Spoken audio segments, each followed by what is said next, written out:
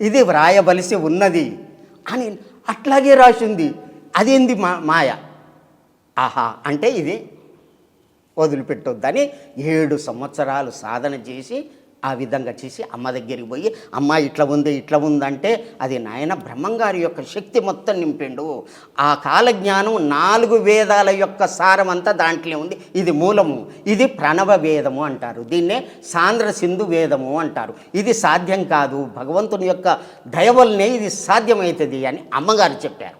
అప్పుడు నన్ను పరీక్షించి ఇది శక్తి ఇచ్చి అమ్మ 5 మామిడి పండ్లు ఇచ్చింది నాకు ఈ శక్తిపాతం చేయడం. అవి మొయ్యలేకపోయినా, ఒక్కొక్కటి కిలో ఉంటుంది.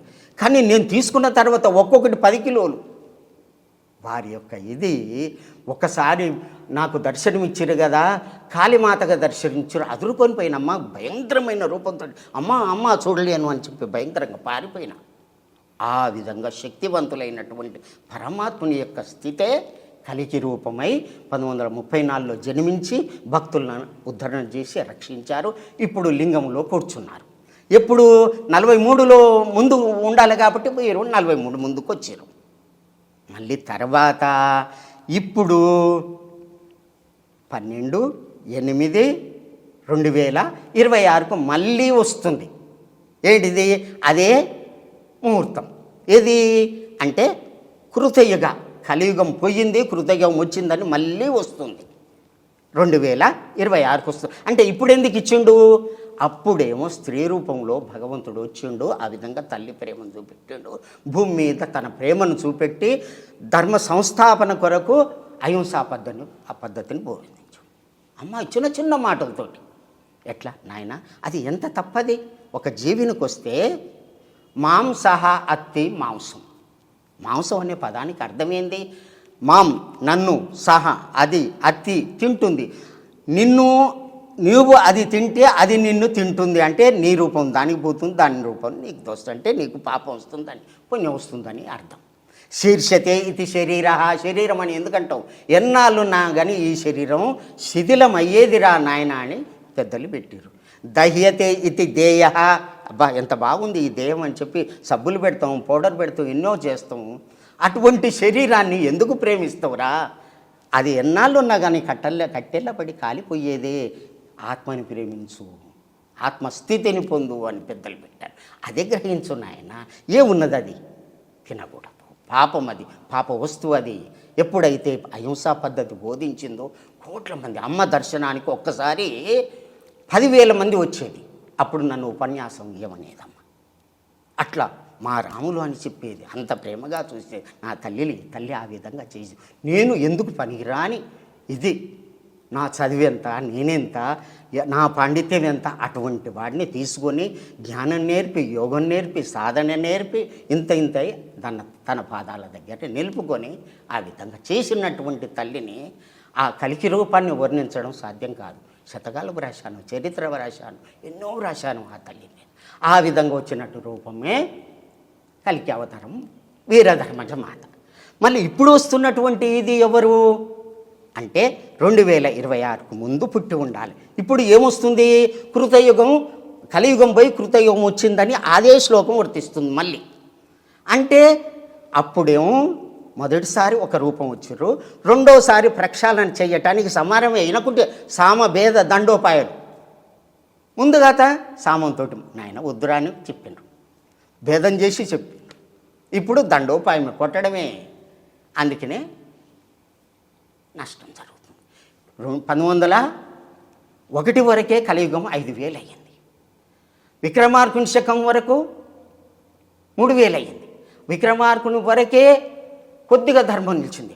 అటు నుంచి పూర్తి 2,000 సంవత్సరాలు మొత్తం అధర్మమే ఉంది. మహమ్మదీయుల పాలన, ఆంగ్లేయుల పాలన అంతా వాడిని వీడు చంపుకోడు, హిందువుల యొక్క ధర్మం అంతా నాశనం. కనీసం యజ్ఞాలు చేయలేదు, జుట్టు పెంచుకొని ఇవ్వలేదు, జిజియా పని అని వేసారు.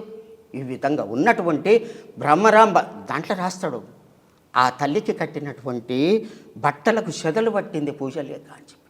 అటువంటి ఇదిలో ఊరూరు తిరిగి ఎక్కడా కడప నవాబు దగ్గరికి పోయి మహిమలు చూపెట్టి ఆయనను శిష్యుని చేసుకుంటాడు. గోల్కొండ నవాబు దగ్గరికి పోయి ఆయనను శిష్యుని చేసుకుంటాడు. నీళ్లు పోసి దీపాలు వెలిగించి ఆయన అమ్మగారు కూడా దీపాలు పెట్టి దీపాలలో నూనె వేయకుండా నీళ్లు పోసి దీపాలు వెలిగించారు. అటువంటి శక్తివంతుడు. మరి బ్రహ్మంగారు ఎటువంటి వాడు? సచ్చినటువంటి వాళ్ళని బతికించిండు. ఇంకా సీసం తాగిది కరిగించి తాగిండు. కుక్క యొక్క మాంసాన్ని పండ్లుగా మార్చిండు. బ్రహ్మరాక్షసికి శాపం విమోచనం చేశాడు. గ్రామదేవతని పోలేరమ్మ తోటి పిలిస్తే పోలేరి రా అనగానే ఆ తల్లి వచ్చింది. స్వామి ఏం కావాలి? నిప్పు తీసుకురా. అందరూ నిప్పు తీసుకొచ్చి చూపెడుతుంటే గజగజ వనుకుంటా పారిపోయారు. అటువంటి శక్తివంతుడు రాసినటువంటిది ఈ కాలజ్ఞానం. మరి ఈ తల్లి ఎవరు? తానే నేను నేనే తాను. ఆ శక్తితోటి అదే శక్తితోటి యానగుందిలో జన్మశవ్యం భక్తిపదం ప్రదోష తీర్థం ప్రయాగమాదం ఆనగుంది. యానగుందిలో వీరు జన్మ ఉంటారు. అక్కడ ఏం చేస్తారు? ఎర్రటి బొట్టు పెడతారు. అందరూ పెడతారు కదా, అట్లా కాదు. విభూతి ధరిస్తారు. అందరూ ధరిస్తారు కదా. ఎట్లా గుర్తుపట్టాలి? మామి మూమేమక ఆ నక్షత్ర ఆ యొక్క దాంట్లో వారి యొక్క పేరు ఉంటుంది. తల్లిదండ్రులు పెట్టినటువంటి పేరు మాణికేశ్వరి మాత. వారు ఏం చేస్తారు? వషట్కారం యజ్ఞాలు చేస్తారు. వారు ఏం చెప్తారు? అక్షరం ప్రోక్తము. ఏ అక్షరము? నాశనం లేనటువంటి దాన్ని ఆత్మస్వరూపాన్ని బోధిస్తారు. ఓం నమ శివాయ అని మంత్రాన్ని చెప్తారు. ఆ విధంగా చేసే భక్తుల్ని ఉద్ధరణ చేస్తారు. ఈ విధంగా ఎన్ని రాశి ఉన్నాయో. వారే దక్షిణ భారతదేశంలో వెలిసినటువంటి భగవంతుని యొక్క పీఠం ఇది అని చెప్పి రాసి ఉన్నది. ఆ విధంగా ఉత్తమ స్థితిలో వచ్చినటువంటి వారు లింగంలోని అమ్మ పోయేటప్పుడు ఇట్లా శరీరం పట్టుకున్నాం. అమ్మ శరీరం వదిలిపెట్టింటే ఎప్పుడు అంటే 7/3/2000 నాడు వారు పూర్ణస్థితిలో ఇదైనరు. అయితే 3 రోజులు అక్కడనే ఉంచారు. 3వ నాడు తీస్తే కింద ఇట్లా పట్టుకుంటే ఎన్నుకుంటే కాలుతున్నారు. అంటే శరీరం వదిలిపెట్టలే అమ్మ. లింగంలో కూర్చోబెట్టి స్థాపన చేసిన కానీ యోగ మాయది అమ్మది. ఇంకా ఎప్పటిదాకా ఉంటా అన్నారు అంటే 34 దాకా ఉంటా అన్నారు. నేను మళ్ళీ వచ్చి దర్శనం ఇస్తాను. 34 వరకు వాళ్ళు నేను పటపట ధ్వనులతోటి భేదించి వస్తాను. ఒకసారి పరీక్ష చేశారు. ఏమని చేశారంటే 12 పంచకాలు 2 మీద ప్రకాశార్థం. అంటే వారి 20వ ఏట 70 రోజులు ఆ గదిలో ఉండి అక్కడ త్రిశూలం పెట్టుకొని పండ్లు పెట్టి కొబ్బరికాయ కొట్టి మళ్ళీ గదిని మొత్తం మూసిరు. గాలి లేదు, వెలుతురు లేదు, కిటికీలు లేవు, ఏవి లేవు, మూసిరు. అది గవర్నమెంట్ ఒప్పుకోదంటే వేరే ఆ ఊరి పటేలు ఒప్పుకున్నాడు. అమ్మకి ఏమన్నా అయితే నేను నా యొక్క జాయిగా ఇస్తాను. తర్వాత 71వ రోజున ఆ గది తానంతట అది పలిగి బీటలు వారి అమ్మ బయటికి రావడం జరిగింది. అప్పటి నుంచి హైదరాబాద్ సంస్థానంలో ఉన్నటువంటి వాళ్ళందరూ గుర్తించి అమ్మ అని కాలు మొక్కినప్పుడు. అంతకుముందు ఎవ్వరు ఆ స్త్రీ రూపంలో ఉన్నటువంటి కష్టాలు ఎన్ని ఉంటాయి, చాలా కష్టం. అందులో పేద స్థితిలో ఉన్నటువంటి ఇంటిలో పుట్టింది. అప్పుడు అమ్మ అని కాలు మొక్కారు. ఆ ఊరి పటేలు ఎన్నో విధాల అమ్మను పరీక్ష చేసిండు. పాలిస్తే రక్తంగా మారినాయి. హుమ్నాబాదు మాణిక్యప్రభు యొక్క చెల్లెలు కొడుకు అప్పసాహ్ మహారాజు ఆడికొచ్చి ఆశ్రమం నడవటానికి నారాయణపేటకు వస్తే యజ్ఞాలు చేసి ఇదే ఉంటే రామరెడ్డి ఇక్కడికి ఒక మహాశక్తివంతమైనటువంటి పరమాత్ముడు ఇక్కడికి వస్తున్నాడు నాయన, వారిని మీరు చూసుకోవాలని చెప్తే 6 నెలలకే అమ్మ రావడం జరిగింది. 50లో అమ్మ అక్కడికి రావడం జరిగింది. 1950లో ఆ గుట్ట మీదకి రావడం జరిగింది. తర్వాత శివాలయం కట్టడానికి కింది నుంచి గుట్ట మీదకి మొయ్యటానికి బిందె ఎత్తుకొని పోతూ ఉంటే బిందె కింద నింపి పెడితే బిందె మాయమై పైన ఉండేది. వారు అనుష్ఠానంలో కూర్చుంటే గంటలు అవే గనగన మోగేది. పుష్ప వర్షాలు కురిసేవి. నా కన్నులార చూశాను. ఎవరు? అమ్మ చెప్తుంటే శివునితోటి ఈ విధంగా మాట్లాడిన నాయన 45 నిమిషాలు మాట్లాడిండు. అక్కడి నుంచి వెళ్ళి నేను హిమాలయకి వెళ్ళిపోతున్నాను అని చెప్పిండు అని ఇంకా కొన్ని విషయాలు దాచిందమ్మ. అంటే ఈ ప్రాంతం నువ్వు చూసుకో. శివుడు మళ్ళీ అక్కడికి వెళ్ళిపోయిండని చెప్పాడు. అదే నేను పుస్తకాలలో వ్రాసిన బుక్లో గ్రంథస్థం చేశాను. అమ్మ చెప్పినటువంటి ప్రతి మాట కూడా పారేయలే దాంట్లో వ్రాసి పెట్టాను. ఆ విధంగా బ్రహ్మంగారి కాలజ్ఞానము అమ్మ యొక్క చరిత్ర జోడించి అందరికీ చిన్న చిన్న మాటలతోటి తీయగా అందరికీ ప్రచారం చేయడం జరిగింది. అటువంటి వారే కలికి రూపము అమ్మగారు. వారే వీరధర్మజులే ముందుగా వచ్చినటువంటి కలిపి. అమ్మ మీరెవరు అని అడిగాను. రాములు, ఏం అర్థమైతే లేదా నీకు అంటే, అర్థమైతే లేదమ్మా, అమ్మనే కలికి అవతారం అని క్లియర్ చెప్పిన తర్వాతనే అమ్మ గుర్తింది. ఈ కాలజ్ఞానం ఎట్లుంటుందంటే, మీరు చదివితే మీకే వర్తిస్తుంది, నేను చదివితే నాకే అది ఎటువంటిదంటే, రాఘవ పాండవీయం అనే ఒక గ్రంథం ఉంది. అది ఒకటే పద్యము, ఇటు రామాయణానికి అటు కృష్ణుడు వాళ్ళకు వర్తిస్తుంది. ఒకటే పద్యం. హరి అంటే ఎన్నో అర్థాలు చెప్పవచ్చు. ఆ విధంగా వ్రాయబడినటువంటిదే విస్తృతార్థ కీర్తి. అంటే ఒకటే పదం ఎన్నో అర్థాలు వస్తాయి, ఎన్నో ఇది ఉంది. కానీ ఎవరు ఏమి చదివితే ఆ పరమాత్మని దయ ఉంటే ఇది వస్తుందో వాళ్ళకే అర్థమవుతుంది. నా ముచ్చటలు నాకే తెలియను, ఇది ఎవ్వరికి అర్థం కాదని వారు రాశారు. కాబట్టి వారి దయ వల్ల ఆ విధంగా చేయడం జరిగింది. ఆ బ్రహ్మంగారే అమ్మగారే జన్మించారు, అమ్మగారే కలికి అవతారంగా ఆ విధంగా చేశారు. మళ్ళీ ఇప్పుడు వచ్చేటటువంటి అవతారము వారు ఎక్కడ అంటే పూరీ జగన్నాథ్. పూరీ జగన్నాథ్లో నిదర్శనం ఏమిటంటే, వారి యొక్క స్నేహితులు, శ్రీకృష్ణుని యొక్క స్నేహితులు వాళ్ళు 5. ఆ 5 పుట్టడం జరిగింది. ఎక్కడ? ఒరిస్సాలో పుట్టడం జరిగింది. వాళ్ళు ఏం చేసిర్రు? శ్రీకృష్ణుడు పరమాత్ముడు దర్శనమయ్యి, జగన్నాథుడు దర్శనమయ్యి, ఓ నాయన, ఈ యొక్క పద్మాల యొక్క మాల ఇస్తున్నాను, ఆ మాల ఎక్కడైతే విడిపోతుందో పడుతుందో అక్కడ కూర్చొని ధ్యానం చేసుకో అని అన్నాడు. అక్కడ కూర్చొని ధ్యానం చేసినాకనే రాబోయేటటువంటి కాలగతులన్నీ తెలిస్తే వ్రాసినటువంటిదే మాలిక. అది ఒరిస్సా భాషలో వ్రాయడం జరిగింది. ఇది ఆ కాలజ్ఞానం ఎంతో ఇదంతా. ఈ మాలిక ఎవరు రాసింది? అచ్యుతానంద రాసింది. దాన్ని తెలుగు అనువాదం నేను చేశాను అన్నమాట. అయితే ఆ విధంగా మరి దాంట్లో ఏమని రాసింది అంటే, ఇప్పుడున్నటువంటి రాజు గజపతులు వాళ్ళు రాజు, ఆయన దేవునికి బంగారు ఇది పరకతోటి ఊకడం చేయడం అదంతా సేవ చేస్తుంటాడు. ఆయన 4వ హరిసింగ మహారాజుకు అతనికి పుత్ర సంతానం ఉండదు అని రాసి, ఇప్పుడు లేరు, ఆమెకు బిడ్డలే ఉన్నారు కానీ పుత్రుడు లేరు. ఇప్పుడు కరెక్ట్ అయింది. అట్లాగే ఎక్కడి నుంచో వచ్చినటువంటి దాదాపు 9 ఫీట్ల పొడవు ఉన్నది ఒక రాయి, వింతగా ఉన్నది, ఇక్కడ కనిపించే రాయి కానే కాదు, ఏ గ్రహం నుంచి వచ్చిందో అక్కడ పడుతుంది అని రాసి ఉన్నది ఇప్పుడు.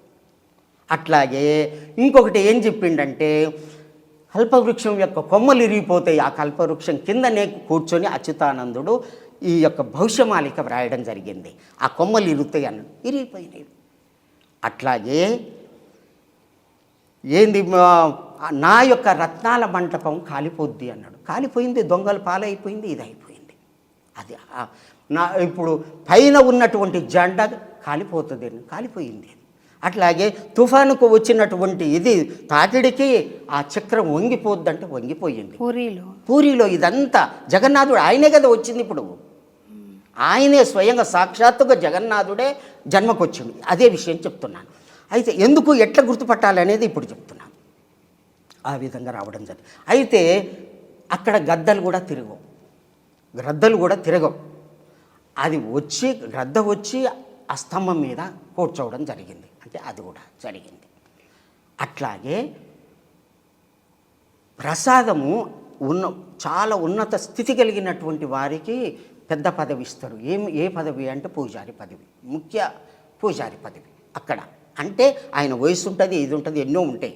ఆ యొక్క దాంట్లో ఆ శ్రీకృష్ణుని యొక్క ఆత్మ ఉంటుంది అన్నట్టు. ఎక్కడ? పూరి జగన్నాథులో ఆ చెక్క పెట్టి. అవును స్వామి, నేను పూరి జగన్నాథ స్వామి ప్రతి ఏటాను ఏదో ఒక కాల పరిమితిలో ఆ విగ్రహాలు మారుస్తారని. అవును, ఆ స్వామి లోపల కృష్ణుడి హృదయం ఉందని ఉన్నది విన్నాను స్వామి. నిజమే, అదే చెప్తున్నాను. అయితే ఆ హృదయం అది మార్చేటప్పుడు ఆ పూజారి ఎంతో నియమాలు కలిగి ధర్మాత్ముడై ఉండి పెద్ద వయసు నియమాలు ఉన్నాయి అవన్నీ. అప్పుడు ఆ లైట్లన్నీ బంద్ చేస్తారు, ఒక తాడు కడతారు, ఆ తాడు నుంచి లోపలికి పోయి ఆ స్వామివారి దగ్గర తీసి అవి జరిపి వేరే కొత్తవి పెడతారు. ఆయనకు స్నానం చేపిస్తే అది ఏ జ్వరమాని పెడితే 120 డిగ్రీలు చూపెడుతుంది. మరి అది ఎక్కడి నుంచి వస్తుంది? అంత వేడి ఏడి నుంచి వస్తుంది? స్నానం చేయించిన తర్వాత ఆ విధంగా జరుగుతుంది. ఆ పూజారి ఏం చేస్తాడంటే, నివేదన ఇచ్చేటప్పుడు ప్రసాదం ఆడబెడితే ఆ పూజారికి ఆ పరమాత్ముడు కనిపించాలి, అప్పుడే అక్కడ ఉన్నట్టు లెక్క అని చెప్పడం జరిగింది. అట్లా కనిపించిండు. కానీ 2005 తర్వాత కనిపించలే. అంటే ఎప్పుడైతే నేను కనిపించనో నేను జన్మకు పోయినట్టు గుర్తు అని దాంట్లో రాయడం జరిగింది.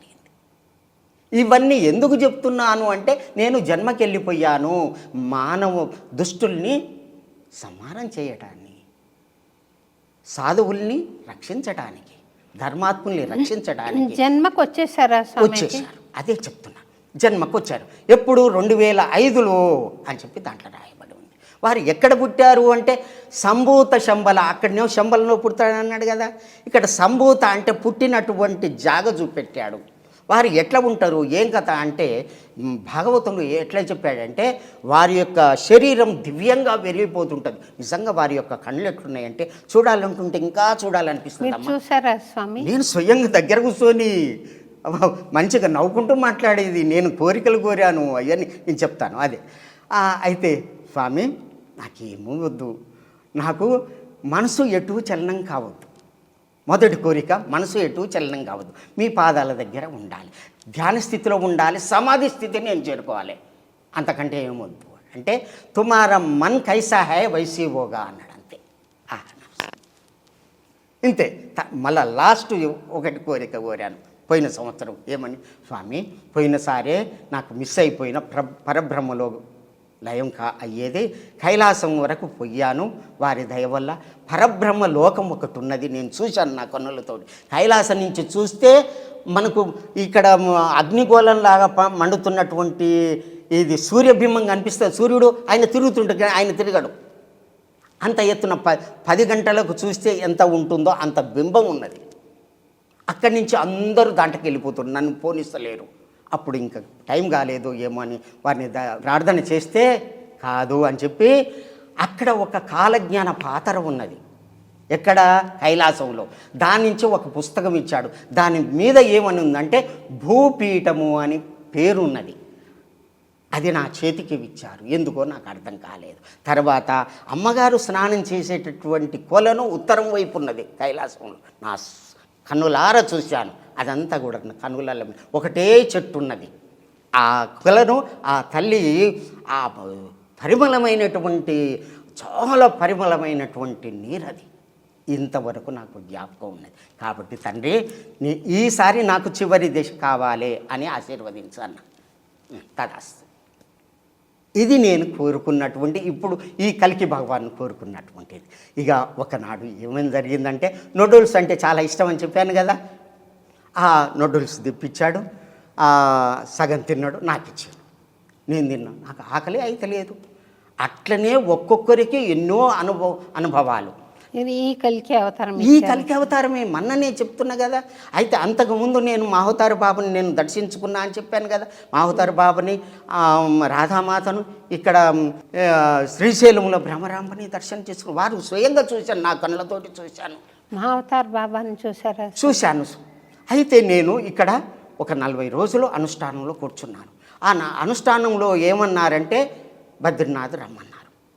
అక్కడ వచ్చేటప్పుడు ఏం తెమ్మన్నారు? నెయ్యి తీసుకురా, నూనె తీసుకురా, ఇది తీసుకురా, ఇక్కడ అభిషేకం చేయమన్నారు. అక్కడికి పోయాను. ఒక 4 రోజులు ఉన్నాను. అక్కడనే ఎదురుంగా స్వామివారి యొక్క ఆదిశేషుడు ఉన్నటువంటి ఆ కొలనున్నది, శేషనాగు అంటారు. దాని మీద ఆయన చుట్టుకొని పడుకున్నటువంటి ఒకటి పెద్ద రాతి గుండు ఉంది. ఆ రాతి గుండుకు నిజంగా కళ్ళున్నాయి. అది రాతి రూపంలో ఉన్నాడు. ఆ ఎదురుగా కొలనుంది. ఆ కొలంలో స్నానం చెయ్యనియరు, విషపూరితమని చెయ్యనియరు. ఆ స్వామి మీద నెయ్యి పోసి, నూనె పోసి, అభిషేకం చేసి ఆయన పూజారి అంటనే ఉండు, బోతు పానీయారా అని చెప్పాను. చాలా వర్షం వస్తుంది, వద్దు అన్నా సరే చేసినా, స్వామివారు చెప్పారు కదా అని చెప్పి చేసిన. ఇదంతా అయిపోయిన తర్వాత ఆ నుంచి వెళ్ళి మావతారు బాబా దర్శనానికి అని చెప్పి మనోగ్రామానికి పోవడం జరిగింది. అక్కడే ఈ వేదవ్యాసుడు పురాణాలు రాయడం జరిగింది. ఆ గుహ ముందుకు పోతూ ఉంటే ముందుగా అతనే SBI అని చెప్పి బోర్డు ఒకటి ఉంది. దాని దాటంగానే ఆ 7 శిష్యులు మావతారు బాబా నిలబడ్డారు. నాకు తెలియదు, వాళ్ళు ఎవరో తెలియదు. మాది తమిళనాడు అని. నిజంగా తమిళనాడులో ఎట్లుంటారో అట్లనే నల్లగా ఉన్నారు వాళ్ళు. నన్ను చూసి నవ్వుతున్నారు. ఏమని, ఇంకా ఎన్నాళ్ళు తిరుగుతావు ఈ యొక్క దీంట్లో ఏమున్నది అని నవ్వుతున్నారు. నాకు అర్థం కాలేదు. మళ్ళీ కొద్ది దూరము గుహ దగ్గరికి పోతూ ఉంటే అక్కడ ఒక స్థలం ఉంది. ఈడ ఉన్న వాళ్ళే ఆడ ఉండడం ఏంది, వేరే దారి లేదు కదా. మాహుతారు బాబా ఒక్కడే. బాబా మీరేనా అవుతారు బాబా అని అడిగాను. నవ్వాడు. తర్వాత నమస్కారం చేసి పాదాలకు నమస్కారం. ఒక చిన్న అనుభవం నేను మీతో పంచుకోవచ్చా స్వామి? ఇది 1998లో స్వామి. అప్పటి ఆంధ్రప్రదేశ్ ప్రభుత్వం మాకు ఈ భూమిని కేటాయించింది. తొలిసారిగా గురు పూర్ణిమ బయట చేసామన్నమాట. అంతవరకు క్లాస్ రూమ్లోనే చేసేవాళ్ళము, స్టూడెంట్స్ నేను కూర్చుని. తొలిసారిగా పెద్ద ఎత్తున బయట చేశాం.